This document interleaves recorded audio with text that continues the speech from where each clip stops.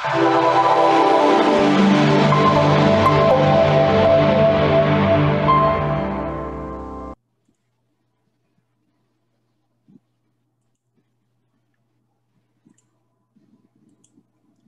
morning, good afternoon, and good evening, ladies and gentlemen. I know we have quite the global audience today, tuning in from various parts of the world. Thank you for taking the time out of your busy schedules to join our webinar today as we discuss the current quandaries that the markets have presented, in addition to what the economy has been up to and the trends to keep an eye on. I'm Kamalji, better known as Cam, the resident financial analyst here at Dunhill Financial. Just a bit of housekeeping and a brief rundown of the format for this webinar before we get stuck in. So I'll be the moderator of this webinar, along with Brian as our star host for the hour. We will be putting everyone on mute as soon as the presentation begins, but please feel free to ask any questions in the chat and we will do our best to answer them for you, or interrupt Brian to get his thoughts on the matter towards the end of the presentation. We will be having a Q&A section, so please just bear with us. Just before we get started, a few disclaimers to go through for compliance. Dunhill Financial is a registered investment advisor. Information presented is for educational purposes only and does not intend to make an offer or solicitation for the sale, purchase of any specific securities, investments, or investment strategies. Investments involve risk and, unless otherwise stated, are not guaranteed. Please be sure to first consult with a qualified financial advisor or a tax professional before implementing any strategies discussed. With that out of the way, I shall hand it off to Brian. Wonderful. Thank you, Cam, and welcome everyone. It's great to see you. As you can see, I'm not in the regular office. I've deserted the island of the United Kingdom and headed over to Barbados for their nice scheme of being able to work here for a little while. So you can enjoy the backdrop with me. We've got a lot to discuss today. A lot of things happened this last quarter, and it seemed like we had 90 minutes of nothing last night for anybody that got to watch the debate. The main aspects that we want to talk about is where is the marketplace? Naturally, we've seen almost a full recovery in the stock market, and we want to talk about those valuations and what might be coming about from two different sides that believe that it's overvalued or that we still have some traction. So we'll talk about that. We'll talk about all of the politics that are going on. We know that by the end of this year, we're going to have a US election and we're going to potentially have Brexit. I say potentially because we've had delay after delay, but these are the things that we should expect. So I'm going to just dig right in and start with the concept of the overall stock market.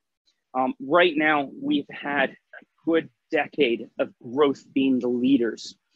Now, growth companies are typically the companies that we would expect to make their profitability down the road and not overnight.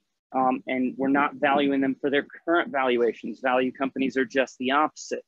And we've had over a decade of the growth sector outperforming the value sector.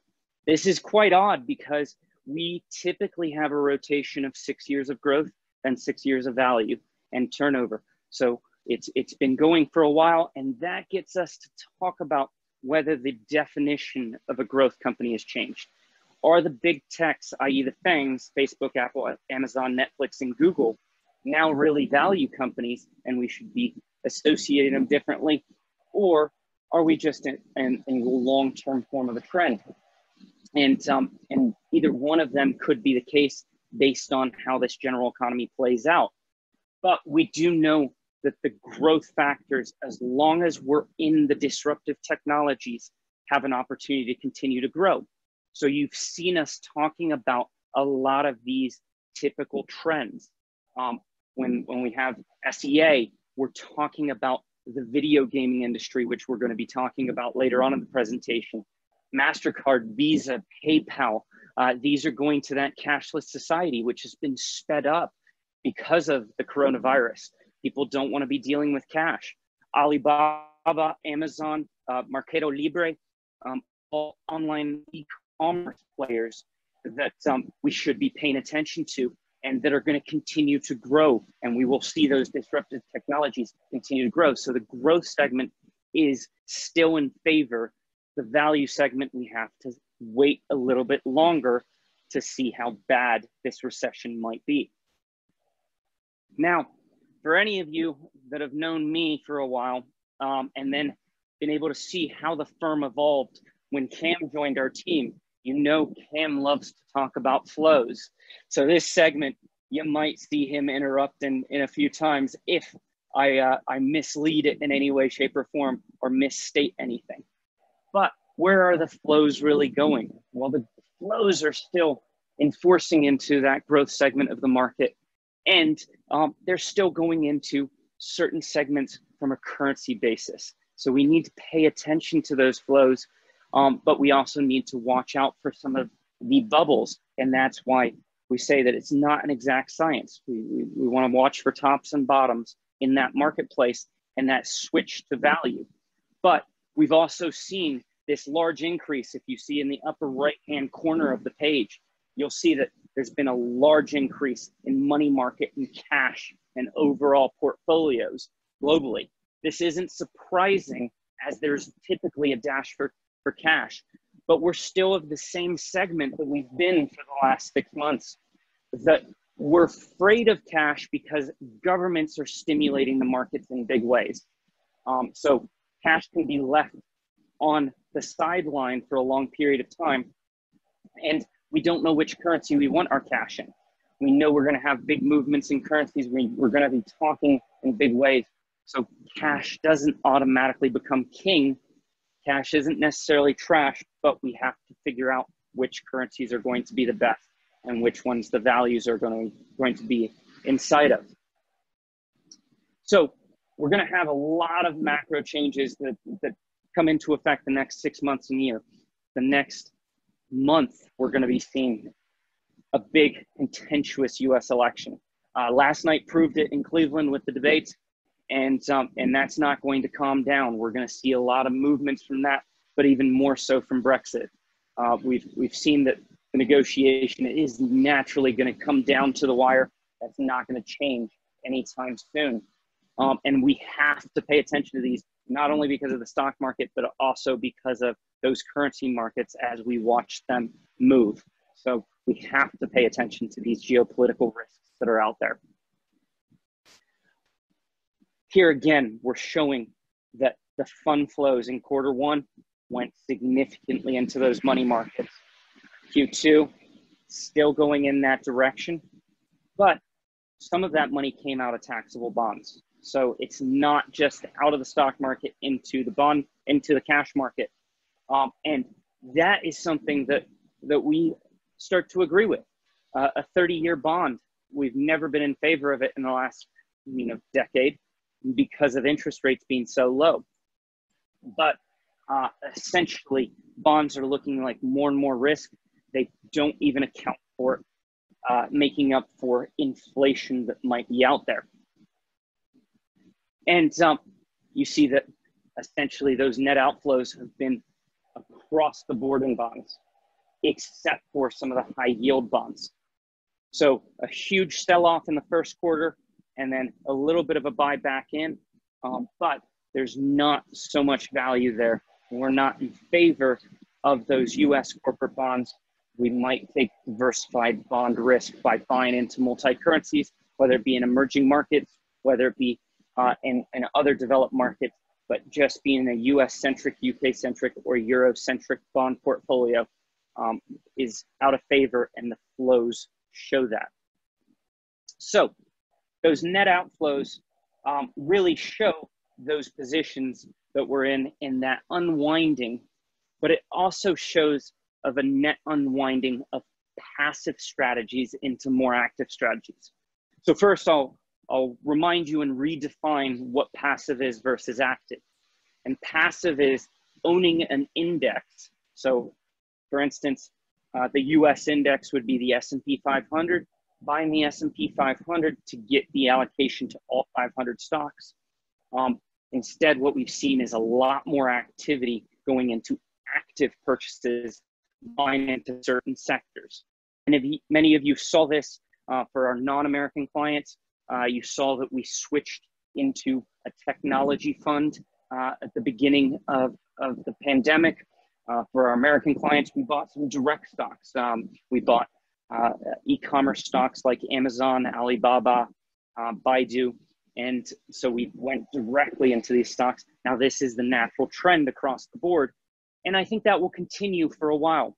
There are two reasons. First of all, this recovery, once we get to a recovery, is going to have winners and losers. We're really seeing that. Naturally, the hospitality industry is getting hit hard, but technology stocks are doing really well. When we look at the last 9 epidemics and pandemics that we've had in the last 2 decades, again, I'll say that again, 9 epidemics and pandemics that we've had in 2 decades, we have plenty of precedent to look into. And that's where we should be looking at that, not listening to our politicians that are saying this is an unprecedented event.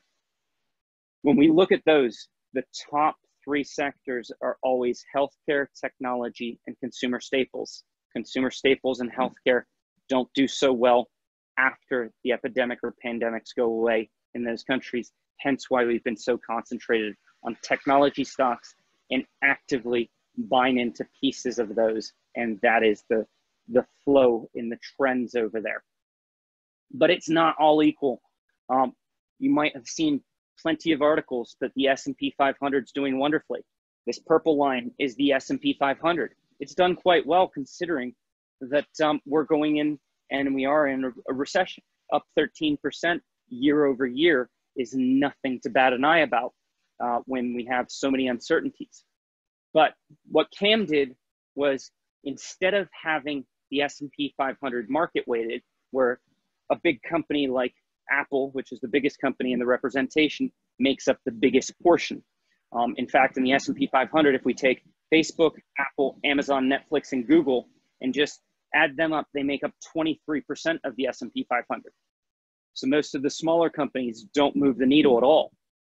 What Cam did is he reversed it. He basically said, let's treat all 500 companies equally. And when we treat them equally, you'll see that we've had a recovery in the stock market, but it's 0.81 performance year over year. So a lot less performance if we take out those top tech names, those top FANGs. And that's something to be mindful for, that essentially this active ownership, this active movement is moving the needle on the companies that have growth in their revenues, growth in their earnings, but it's not moving those smaller companies that aren't getting the movement, the hospitality companies, et cetera, et cetera. And we can go into active names if you wanted to. We're seeing essentially a ton of volatility, and that's coming right back down. And when we compare the tech sector, which is the NASDAQ 100, the light blue, and the S&P 500, we see those variations of the difference. But we also see the similarities to 2000 and 2008. So we can, again, in the past 2 decades, look at a lot of correlations from these three market adjustments. And all 3 of them are financial crises. But where I would contrast the difference is that in 2001 and 2008, 2001 was driven on greed. It was a bubble that was built out of greed. 2008 was basically straight up fraud. It was a bunch of investment bankers and politicians building a bubble purposefully, knowing that they weren't going to be there, and therefore it wasn't going to be their problem. Now, those 2 crises, living through them in the financial markets, the one thing that was identifiable was that if you had a security, if you had a bond, if you had an illiquid stock and you wanted to get rid of it, you couldn't sell it no matter what price you were trying to sell it at. The contrast with 2020 and the COVID crisis has been that when the market wants to sell something, they're able to get it priced. What do we consider that? That's an efficient marketplace. So do we get the pricing that we would like? No, because things have changed. That's what a marketplace should be. But have we always had access to the market? Yes.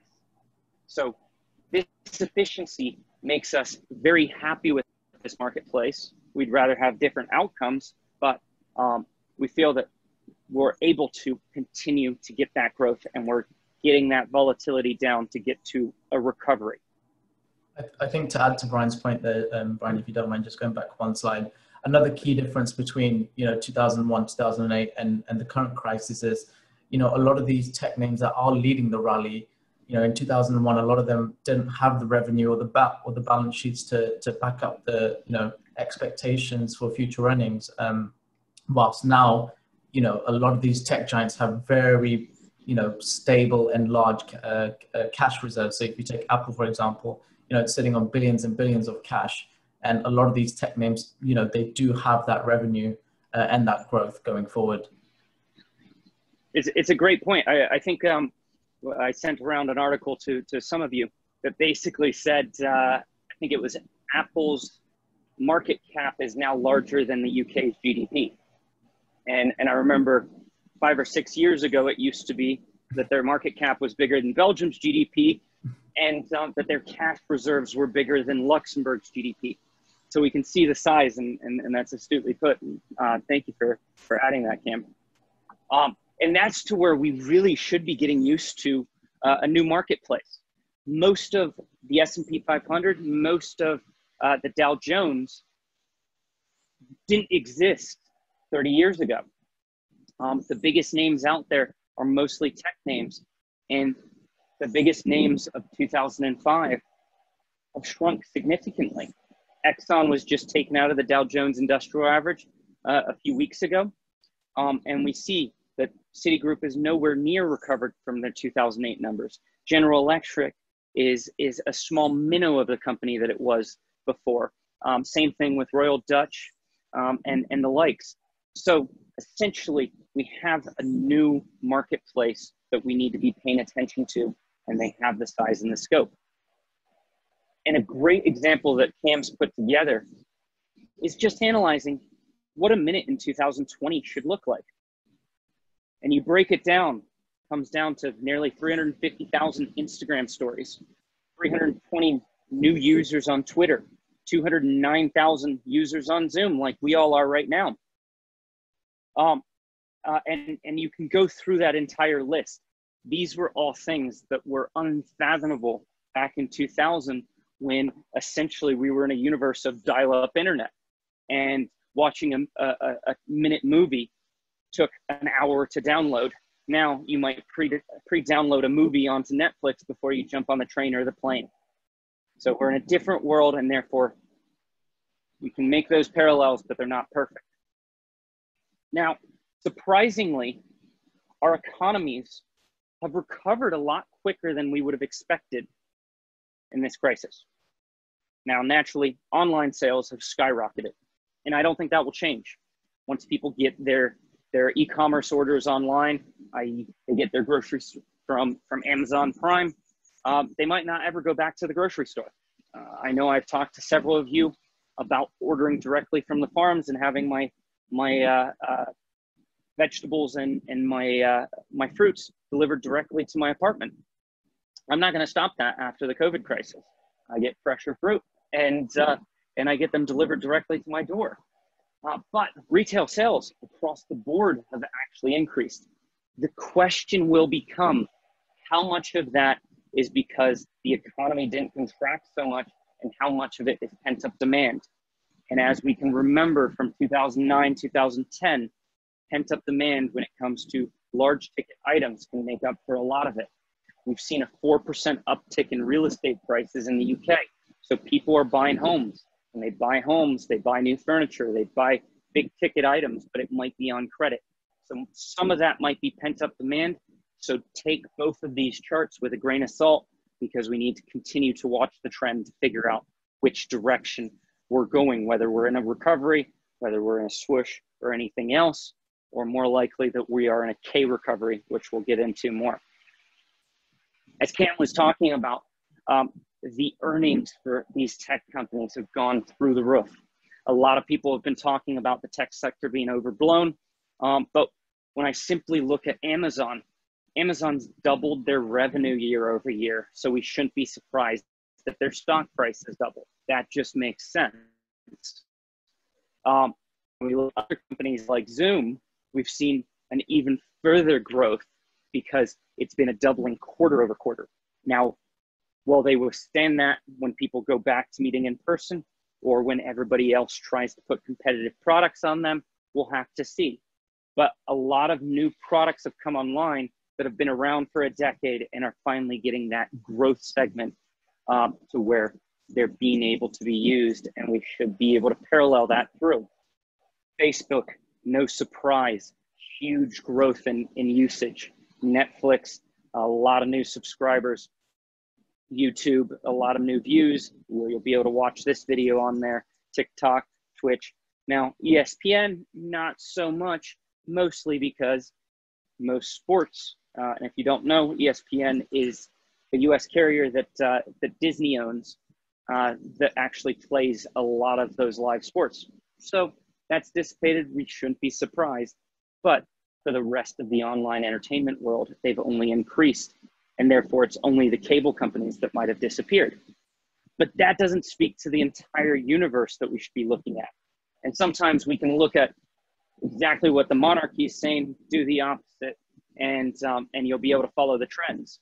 For this analogy, we used an Economist article that was written a couple weeks ago that went through the fact that King Edward II wanted to get rid of football so that Englishmen would concentrate on the noble sports, essentially your croquet, your cricket, your horse racing.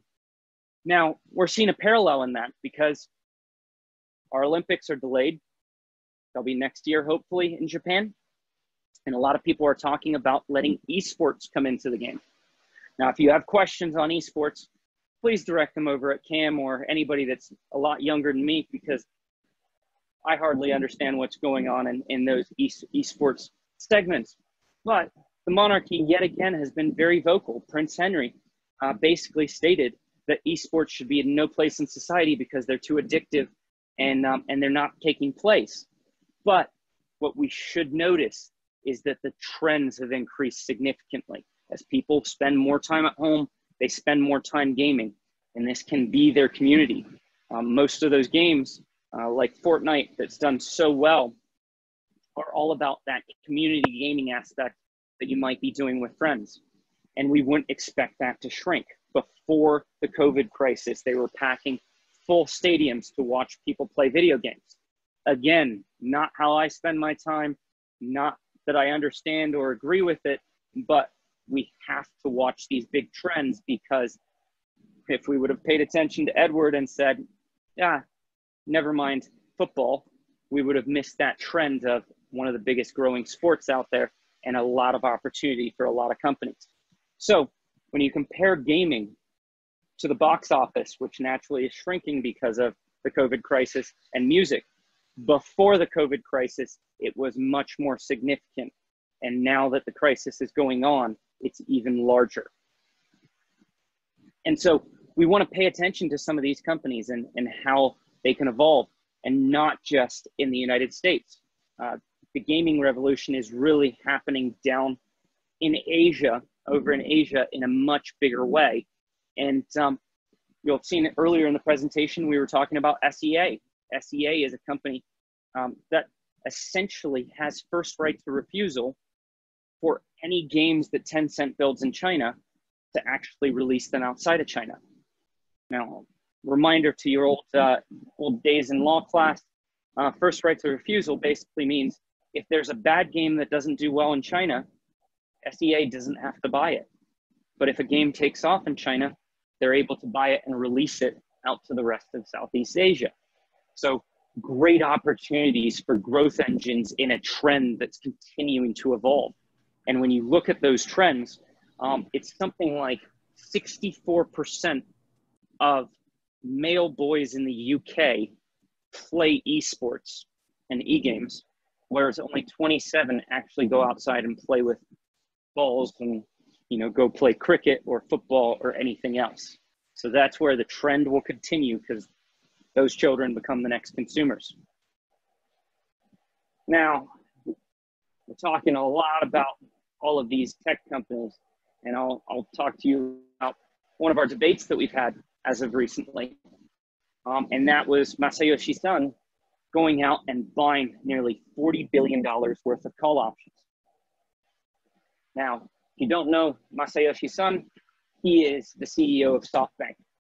And SoftBank was one of the earliest investors in Alibaba.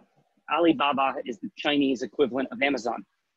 Jack Ma is the CEO over there, and they used a lot of those funds to buy into a lot of new tech companies. These have led to some companies that have flopped, like WeWork and the like. Other ones that have gotten onto the stock market but are struggling, like Uber. But a lot of private companies that we don't know about. Now, what Masayoshi Son did was he went out and he bought $30 billion worth of exposure in tech names through derivatives. And the questions that we've been asking, and naturally we'll never be able to answer these unless Masayoshi Son comes out and actually gives us the answers, is whether he was doing this to manipulate the market to issue new IPOs or whether he was just trying to find a new revenue stream. I tend to think some of these big guys like to play with the markets, and that's where we need to pay attention to these big events, these whale events. And we've noticed a full fledge of new IPOs coming out in the last couple of weeks while we've had some market weakness. Should we be nervous about the market weakness, saying this was him trying to build up a bubble? Not so much. September historically is always the weakest month of the year. So it shouldn't be a surprise that September was weak after a couple months of strength over the summer. But we need to continue watching these names.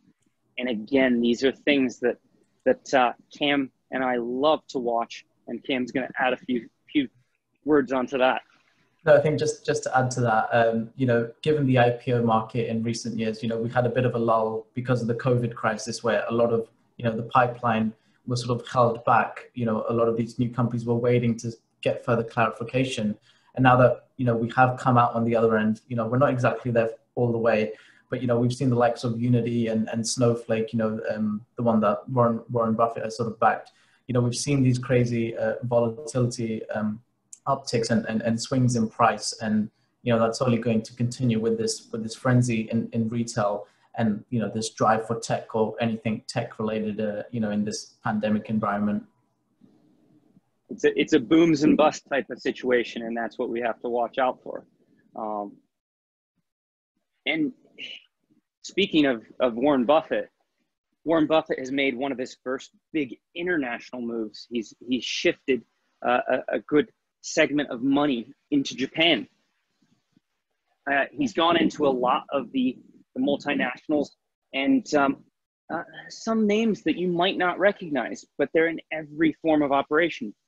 Typical Buffett valuation, he's looking to find good, deep value. So that's why we find it an interesting news story, because we've known that there's deep value in Japan for years. But every time, you might have heard me say it, that we try to find value in Japan, we lose value in the yen. So one goes up, one goes down. Now the question goes into, are we stabilizing on the value of the yen, or is he falling into this value trap? Now, essentially, Warren Buffett is looking at Japan in some of the same ways that we're looking at a lot of different currencies. He's looking at a currency risk exposure outside of the US dollar. We know that we've had a good decade-long bull market for the US dollar. And in the last couple of months, we've seen a lot of weakness, 5 or 6% drop in the US dollar. So the money has to flow other places. And whether this will continue the devaluing of the US dollar, we would believe that it should, as long as things start to get closer to normal. But if they don't get closer to normal, essentially it will depend on which economies are doing better. So there's multiple variables in there, but odds are slowly we'll get to a lower dollar value because it was more of a dash for safety. The other reason is naturally the importance of stability and leadership. We've got a big election. I've talked a little bit about the debate last night. And if you haven't watched it, I would recommend only watching the 5-minute highlight. Otherwise, you will feel like me after 90 minutes, feeling more confused about what their positions were before you went into it and having to spend another hour trying to actually unravel it. Now, I don't think I need to give predictions on which way the election is going to go. We have the polls for that. We have the media for that. I want to talk about how it could potentially affect the overall marketplace. And that goes into the effect where naturally a Biden presidency will be good for globalization. It will be good for European relations, Chinese relations, and the such. A Trump presidency will be 4 more years of laissez-faire. So naturally, the more ripping up of treaties, et cetera, but more craziness and less globalization. I don't think the markets are worried about either one of them. You'll have the political sides on each side that will skew them in different ways, but they talked about it last night in the debate, and I can't say it more. The stock market is petrified about a contested election, especially for the fact that we're going to have more mail-in ballots than we've ever had before, and therefore the election might be delayed for a result because they're not going to be able to tally all those votes right off the bat. If we have a contested election, we can expect the markets to hate that and head down no matter who's in favor or who's not. If we have Donald Trump screaming fraud, we can expect even worse reactions from the marketplace, and especially from the US dollar. So if we're just looking at it from a market valuation vantage point, we shouldn't be petrified about Trump winning or Biden winning. We should really be petrified about the contested election. And so that's to where we have to hope that that isn't the case, but that would be that worst case scenario. Meantime, we're getting more stability from China. So this is to where in the last 4 or 5 months, we've had a 4% move up in the renminbi, the Chinese currency. Now, we can only expect this to continue. We know that China made a run to be one of the global reserve currencies back in 2008. They failed back then. They've stabilized now, and the rest of the world is not recovering as fast as they are. So we can expect them to try to become one of the reserve currencies of the world, and we can expect the West to try to dislodge them. We've heard a lot of these, a lot of the mantra coming out of the Trump administration, for instance, trying to say that they're going to delist Chinese stocks. Well, this could be to the advantage of the Hong Kong Stock Exchange, the London Stock Exchange, or the Frankfurt Stock Exchange, where some of these companies will dually list instead of singly being listed on the Chinese Stock Exchange and the NYSE. So there's opportunities there in further diversification, but we've seen this as an opportunity to play into the long-term trend that we know China will be a player at the stage. We're not saying that, we're not predicting China will be the only player. We're just saying they'll have a bigger seat at the table, and therefore the renminbi will continue to grow. The renminbi and the Chinese indexes are undervalued when we consider them in the grand benchmark allocations. And therefore, if we can get into the Chinese markets before they become a big part of these indexes, knowing that so many people, nearly half of investors are investing passively, will be ahead of that trend and will be buying an increasing currency. So anytime that Donald Trump is saying something anti-China and it leads to a sell-off in Chinese stocks, that's an opportunity to get in. We're not buying all Chinese stocks. They're not all made equal because only Chinese people are able to access Chinese records of companies. So we can't see the balance sheet or the cash flow or anything else for any of the Chinese companies we're buying. We're only able to look at what's going on there. So we're not hugely in favor of banks, no matter whether they're in China or outside of China, because of the current situation with coronavirus. But we know that we're getting growth in all of the tech sector. So when say company Alibaba is the Chinese version of Amazon, we can basically say we can buy Alibaba for $750 billion, Amazon for $1.5 trillion. and therefore we can take the numbers and associate it. We're going to have a discount because it's a Chinese company and we can't dig into those numbers, but we're able to comparatively contrast those two. We can't do that on a bank or an infrastructure company. So our concentration has been in the tech sector on what are called the BATs, Baidu, Alibaba, and Tencent.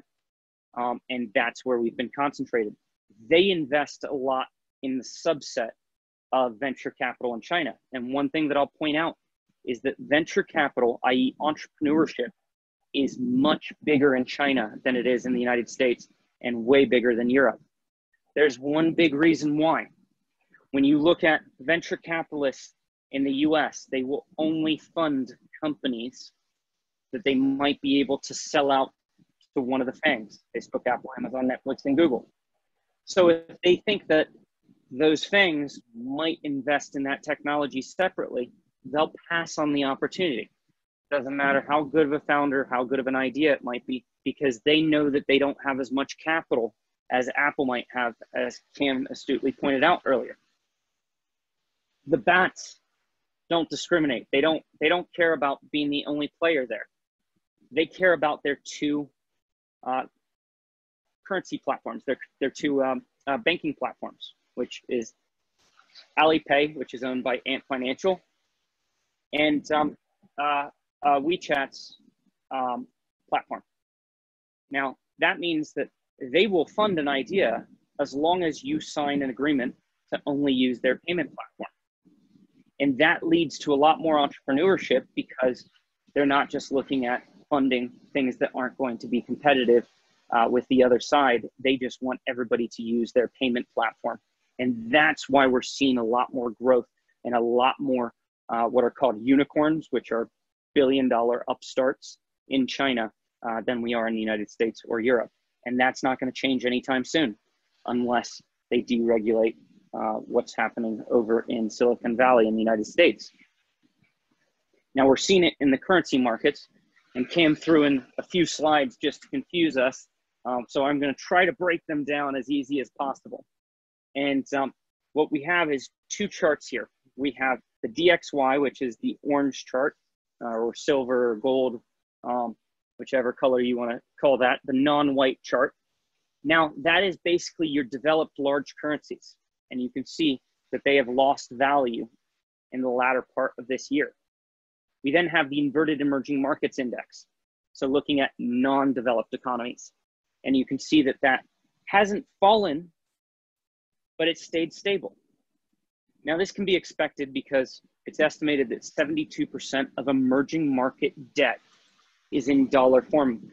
So when the dollar goes down, we would expect that emerging markets have an easier time repaying their debts.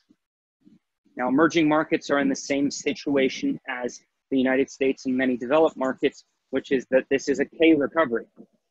You've all heard of V recoveries, which is that the market falls and it recovers. This also goes into U's or swooshes or any of these formats. Now, that's just a drop and then an increase. The reality, and we've published it in many of our newsletters, is that we're in a K recovery. And a K recovery is typically what we get in pandemics, which is that everybody drops down. The rich, i.e. the stockholders, recover quickly. So they go more in a V, but the poor get poorer. And emerging markets are hyper in those elements because even more people fall into the destitute levels. That's where you'll see a lot of initiatives right now to help those emerging market countries, but you'll also see more stability on their currencies while the developed markets are hurting. And that's to where we're actually increasing some of our positions in emerging markets because developed markets are spending so much. Now this works even when we look at currencies like the Canadian loonie and the Australian dollar that are going into recovery. Those are more driven by commodity prices. You'll remember the last economic update, we were really talking about oil prices because they went negative. It's hard to fathom, but a reality when you have these marketplaces because you have to store these commodities someplace. So we see, again, a leading indicator stating that we're going into a recovery from the worst. The question is, how stable will it lead going forward? So we want to keep an eye on those, because if we get a full recovery, that might bring Canada and Australia back into the list of investable universes. We picked on the United States for their election. The other big story that we're going to have to deal with before the end of the year is Brexit.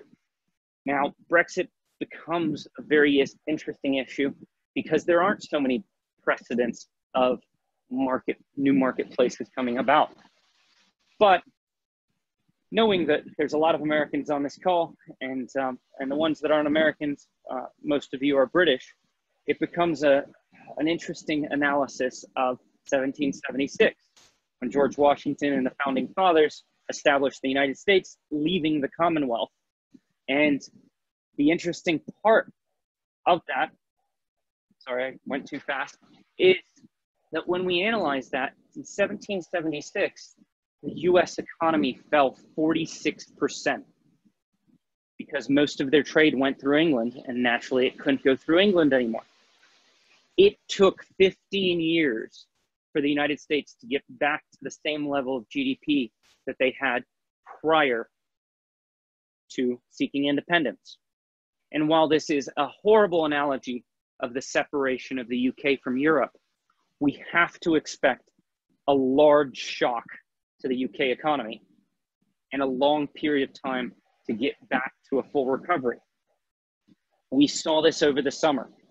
The UK's economy dropped 60% quarter over quarter, 20% year over year. That left it being the second worst economy in Europe, next to Spain. And the Spanish have naturally had the hardest time since the financial crisis. So it's not the company that we would like to see before Brexit has even happened. So we should really be looking at bracing ourselves, whether we have a soft Brexit, a hard Brexit, or anything in between. And we can really see that in the currency markets. Now, this is implied volatility. So volatility just means the derivatives markets. So we're following this. It's not on your front page of your news stream, but you'll see that huge shock right there in the golden bar, which is our 3-month volatility, the GBP to the euro. Goldman Sachs a few weeks ago said we should be getting at parity before the year end. That is a large shock to the British pound as a currency when we've already seen close to a 50% drop in the pound relative to most currencies, developed currencies around the world. Essentially, a no-deal Brexit finds us in an unknown universe, and this is what we have to concentrate on. It's not that the stock market is expecting one thing or another, but companies do not like uncertainty, and that's what we really have with Brexit right now. We're 2 months away, and companies don't know who they can hire, what companies they can be doing business with, what cross-border issues they can have, what their supply chain will look like, or anything in between. So nobody is investing in further growth in the UK at this point in time. Again, it might lead to the same thing that we've had with the COVID crisis, that it might lead to some pent-up demand in the short run in the new year, but it has led to underinvestment in the near term. If we have ripping up of deals that the Johnson administration has made with Europe earlier in the year, the one thing that the Trump administration and the Biden administration have agreed upon is that they will not negotiate a U.S. free trade agreement if it leaves Ireland without their pre-established deals.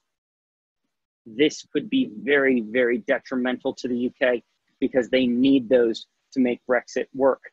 US and India were the promises, or the lead indicators. Without those, that leaves us more looking like the similarity to the US, where it takes 15 years to get back to the same level of GDP.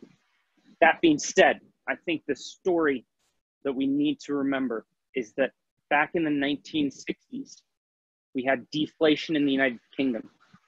We had a shrinking population. That led to a shrinking GDP, which led to 2 IMF bailouts and the application to join the European Union. They were rejected twice by Charles de Gaulle in France, when they finally joined, they went through prosperity. A lot of that prosperity comes from the growth of the population. They didn't have so many immigrants and expats moving into the UK, we would have seen a fraction of that growth, because that growth really came from a lot in the housing market. Now we've seen a little bit of a shrinkage in demographics, but the question will become how big of a shrinkage of demographics will come about from Brexit, and nobody knows the answer to that. We have to wait until we get the census. We have to wait until we get those indications. And if we get a big enough shrinkage, we're already in a time of deflation. We get a demographic shift to the downhaul. We get a shrinkage of the economy. We could be looking at having another point in time that will be similar to the 1960s. And that is not a time that we want to be in for the United Kingdom. So we can see the impact. It has hurt the pound significantly, even as of recently. It has hurt the FTSE 100, which is the main index in the UK. The main growth driver has been a big purchase by foreign companies of UK companies. We've seen it in big ways with Saab Miller being taken over by InBev of Belgium. This week, Williams, I can't remember the second part of their name, the biggest gambling company. Thank you, William Hill. As you can see, I'm not a gambler. I have enough fun with the stock market. William Hill being bought up by major casinos in the United States. We're seeing an influx of that, and that has been the major growth in the FTSE 100. But the FTSE 100 is the main index in the world that hasn't grown since Brexit happened. So we can see that it's affecting the stock market. We're seeing that it's affecting GDP, and we're seeing that it's affecting the currency market. And we wouldn't expect that to change anytime soon, because all of the economic indicators, here we have German exports to the UK, have fallen off pre-Brexit, and they're not going to increase no matter what kind of Brexit we have. Even when we look at the banking sector, which is where the money comes from, you know, when we're saying that the growth of the UK really came from the housing market, you need a strong banking sector to do well, to keep that growth.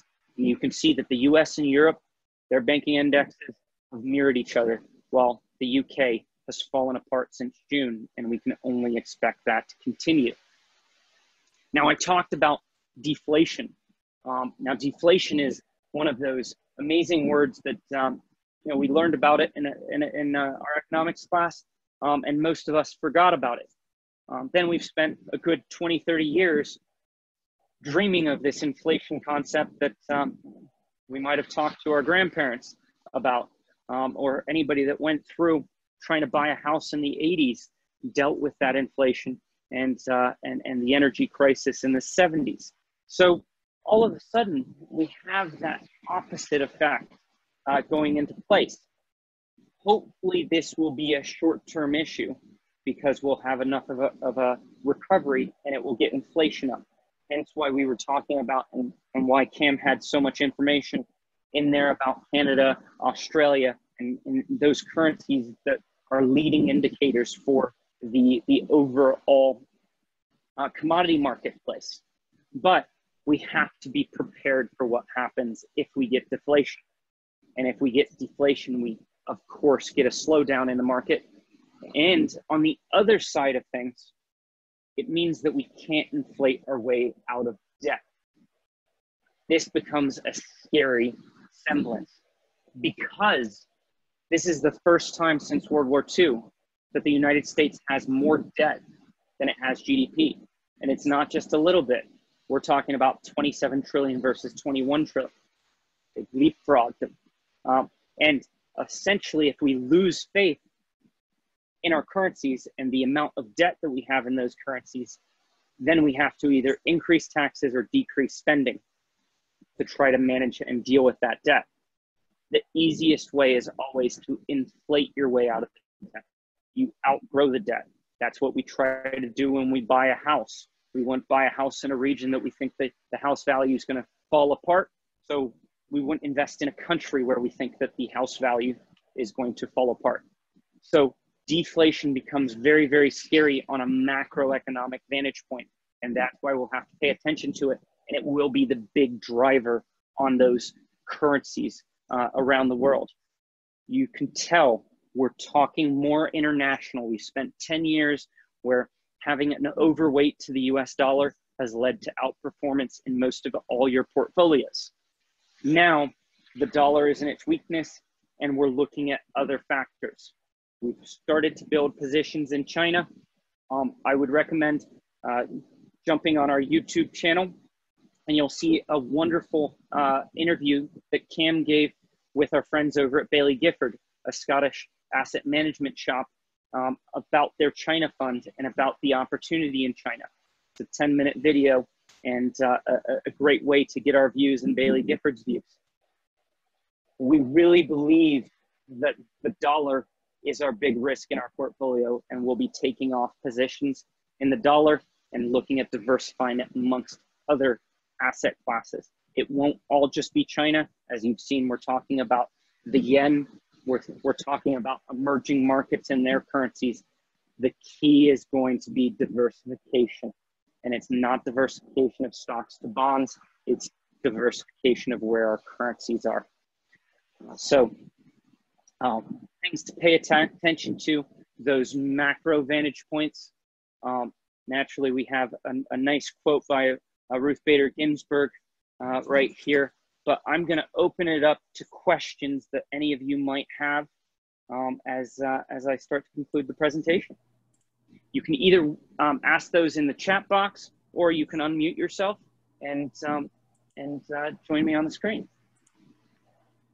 Yep, thank you very much for that presentation, Brian, and I hope our audience found some useful insights there. As Brian mentioned, we will be opening up the Q&A section, so please feel free to post your questions in the chat, or alternatively, you should be off mute, so please feel free to ask any questions you may have. Please note we won't be able to answer any sensitive questions that you may have if it's a personal matter or such, but please feel free to email those in and we will get around to those.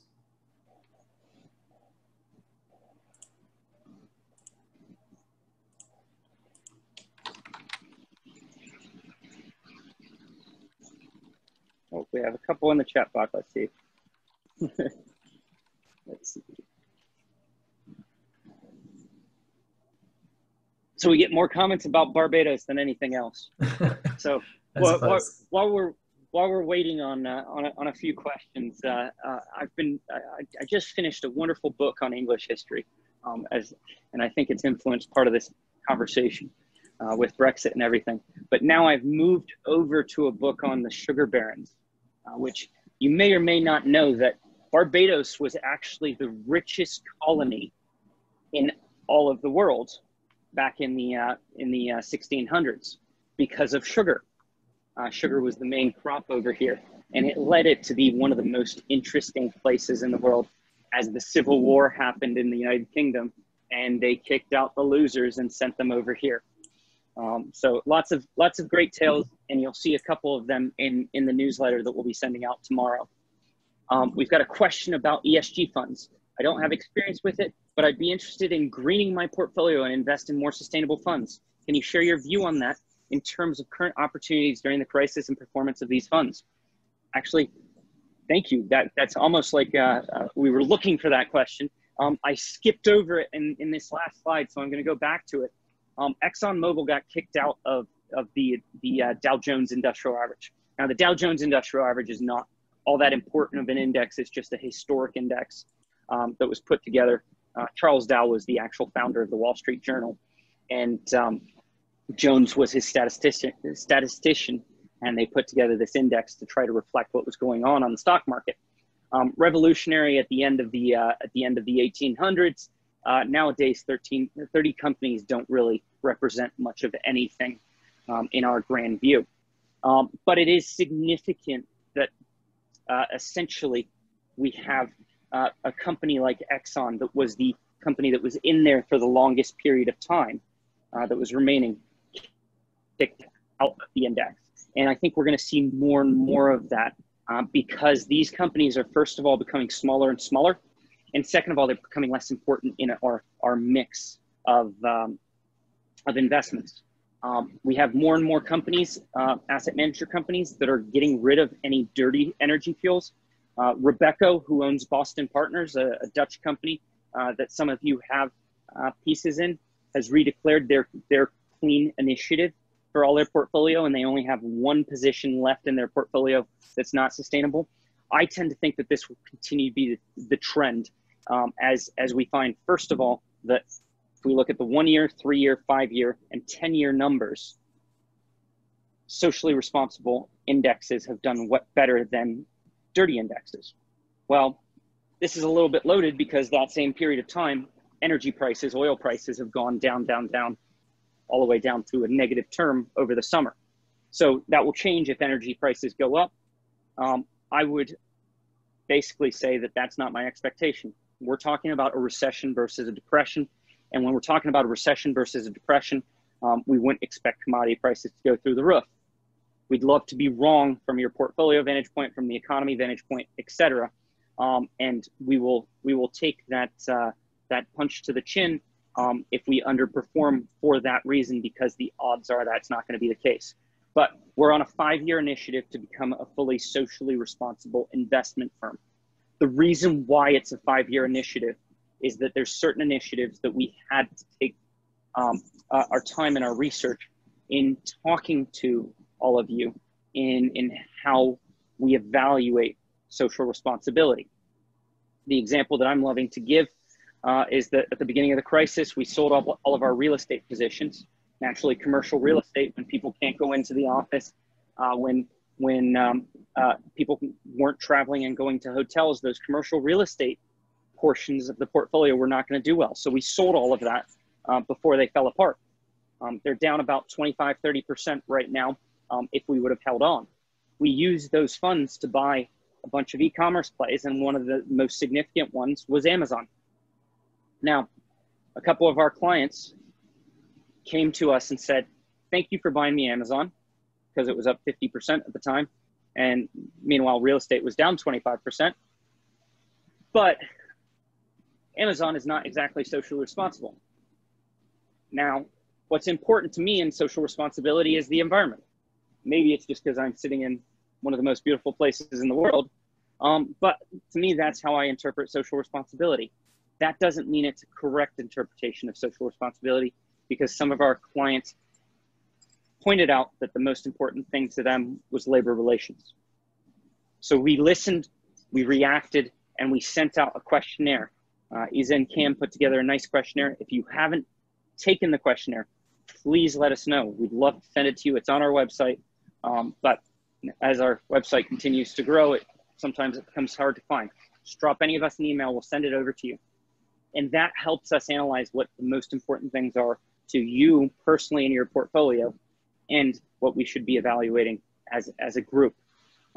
We don't want to pretend like we have all the answers when it comes to social responsibility, mostly because the research still isn't there. It's something that is evolving in that landscape. When I started my career back in the 90s, essentially social responsibility was brand new, and it was such a small schism. It's evolved to where over 60% of people value it in their portfolios, but what they value is the question that we're really trying to get at.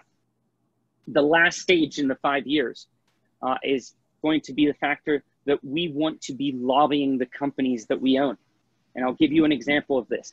Some of you may remember last year when I went to India, I stayed at a green hotel. Now, I'd never heard of what the concept of a green hotel was, and I'm not going to be the best salesperson of what a green hotel is, because in India, when it's going into summer, going into a green hotel means that you don't have any air conditioning. But at the same time, all of the energy is brought about from renewable sources, from wind and sun and solar. All the employees are paid fair wages, et cetera, et cetera. So it's run in a proper way to take care of the environment and the people. I went directly on booking.com and I looked up, how can I find other hotels that are green hotels when I travel around? And I was very disappointed to find out that's not a search feature on Booking. But there are 5 companies that have that search feature that are not a Booking. Now, many of you have Booking in your portfolio. If not directly through one of the passive funds, we decided to send a letter to Booking, to their investor relations department, that said, as a consumer, as an investor, and as a manager that manages millions of dollars in your stock, we would like to ask commercially why you're not giving people the opportunity to use this product and instead having to use a competing firm. And those are the types of letters that we want to be more active in social responsibility, pointing out flaws in their businesses that could be more socially responsible. So that's how we want to evolve over the course of time and be involved. I know it's a slight bit off topic, but as you mentioned, diversifying into emerging currencies, do you have a comment about Brazil? So I'm going to pass this over to our resident chartist. As you guys know, I have him send out a lot of the charts because he follows these a lot closer. Kim, do you have some comments about Brazil?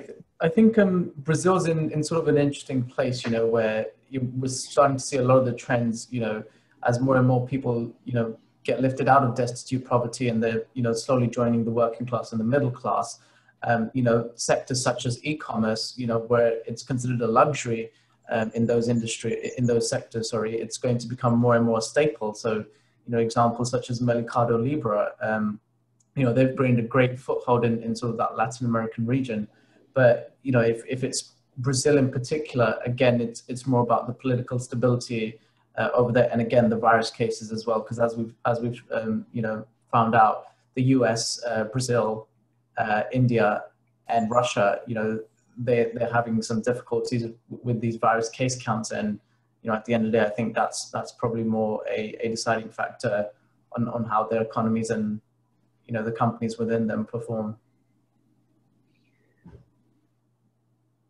When we're talking about emerging market currencies, we're not talking about one or the other. We're talking about the entire basket of those. And I think that's to where, just like Cam said, we'll reiterate those countries right at the top of the list when it comes to new case counts and death rates are your Brazil, your Russia, your India, and your United States. And the one thing that's dislodging a lot of things is that all four of those are led by populist leaders in some way.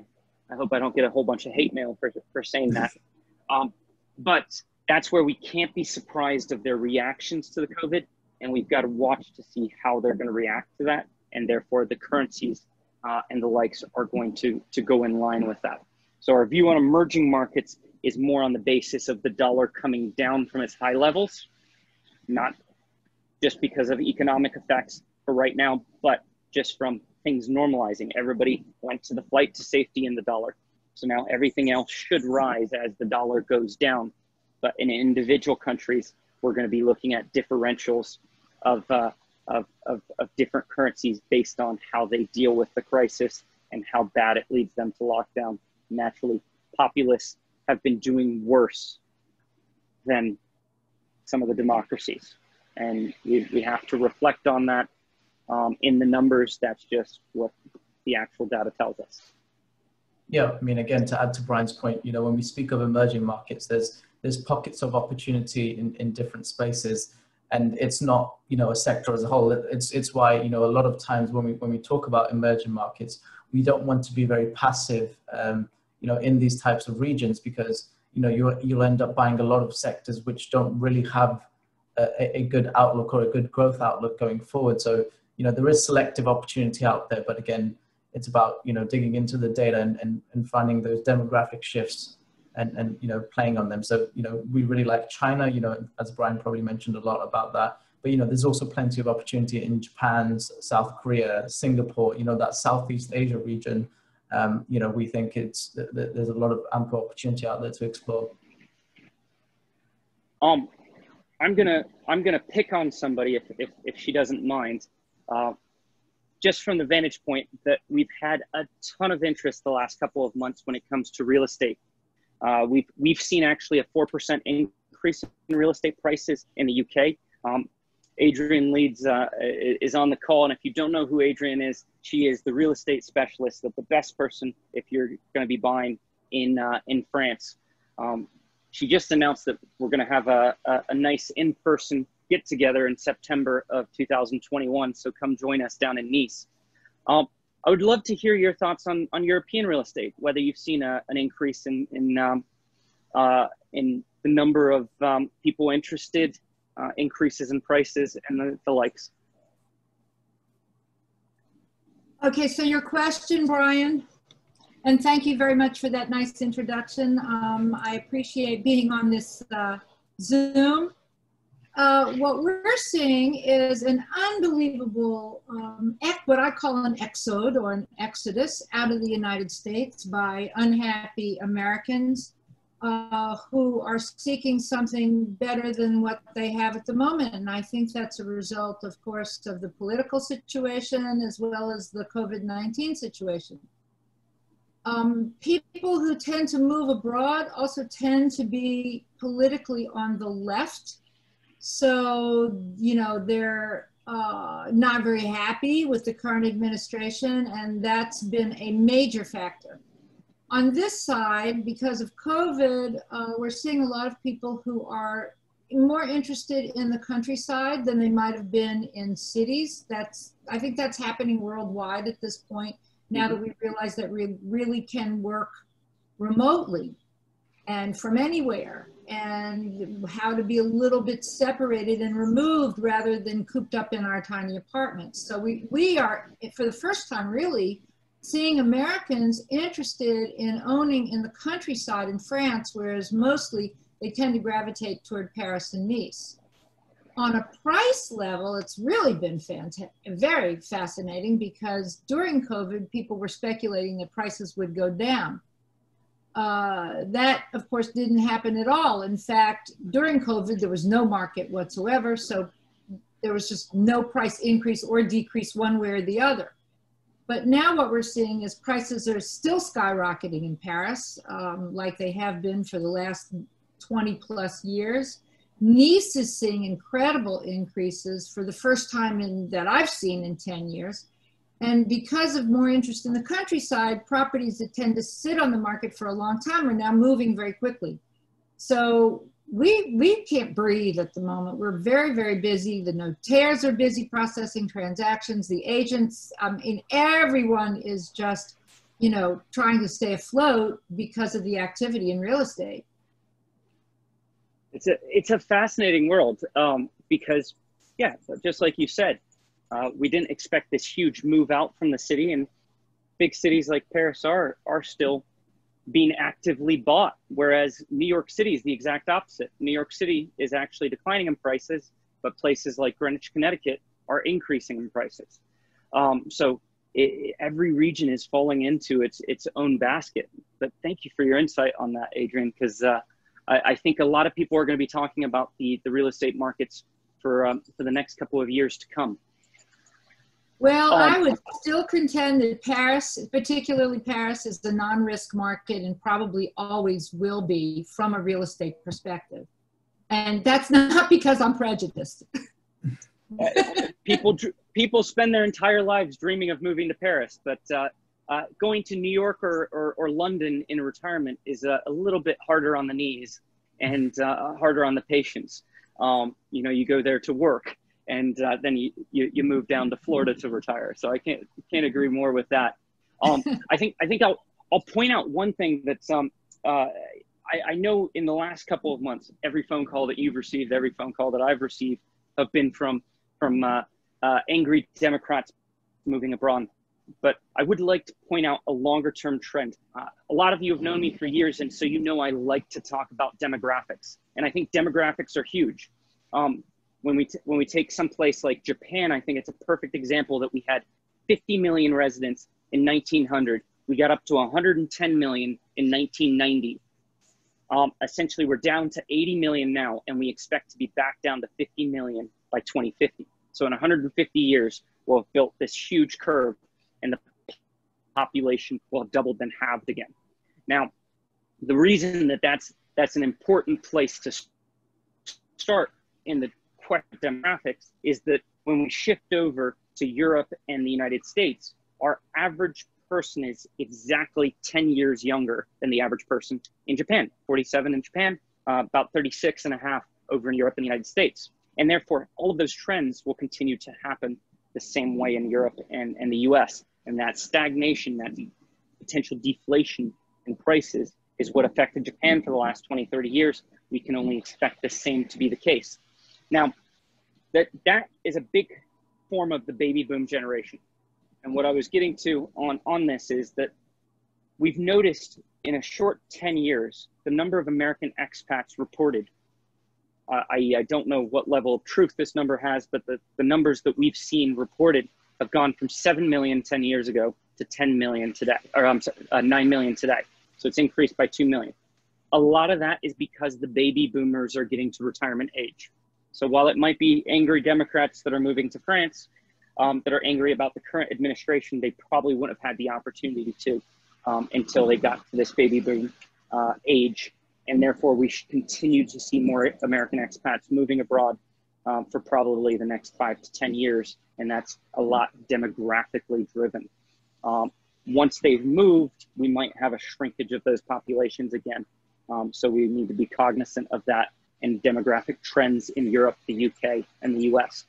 I know I talked a lot about that in the UK segment with Brexit, but we are going to really care about what the population is in the UK, because it's hard to have a growing economy when you have a shrinking population. Macron having a view of bringing back the French back into France and being open to bringing in other expats definitely helped their economy in the short and the longer term. Anybody else with any other questions, thoughts, remarks? Yeah, it looks like we've got a slow audience. Not many questions. Yeah, we'll just give it a couple more minutes to see if we have any questions. Again, please feel free to type those out, or either voice your questions.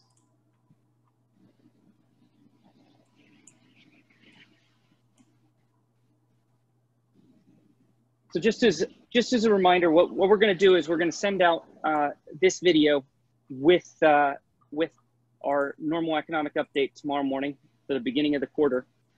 Would love to talk to all of you, so please book a call with me, even if it's just to chat about the weather or politics, et cetera, et cetera. Lots going on, even besides your portfolios. The portfolios, from the grander scheme, we're not making huge shifts, but like we said, we're making a little bit more of a push into China, a little bit more of a push out of the US dollar. So you'll expect those recommendations coming at the beginning of the quarter. If you'd like to talk about them earlier rather than later, book a call. Got the perfect backdrop to sit on the phone with you all day, so don't be shy at all. Please do send us any questions that you might not have felt comfortable bringing up on this call. We always like to hear the feedback so that we can improve on anything that we're doing. But I would like to conclude this call with a big thank you to Cam, who basically organized this entire call, as you can see, and kept me in line and in order during the call. No, you're too kind. Yeah, I think we'll wrap it up there if we don't have any questions. But once again, thank you, ladies and gentlemen, for attending our third economic update of the year. Again, this is going to be a long-running series, as part of a wider series in what drives markets. As we continue to discuss the market framework and future trends that we should be keeping an eye out for. Again, if you have any further questions, please feel free to get in touch with us via email. All our respective contact details will be on your screen. Hopefully, if Brian navigates to that page. Again, we will be sending out a follow-up email with the recorded webinar and the presentation to review in your own time. We will also be sending out a short survey just so we can get your feedback on this economic update and future events going forward. Just to gauge, get some feedback and explore what sort of topics you'd like to discuss going forward for our next episode. But other than that, I'd like to thank everyone, and we'll wrap it up.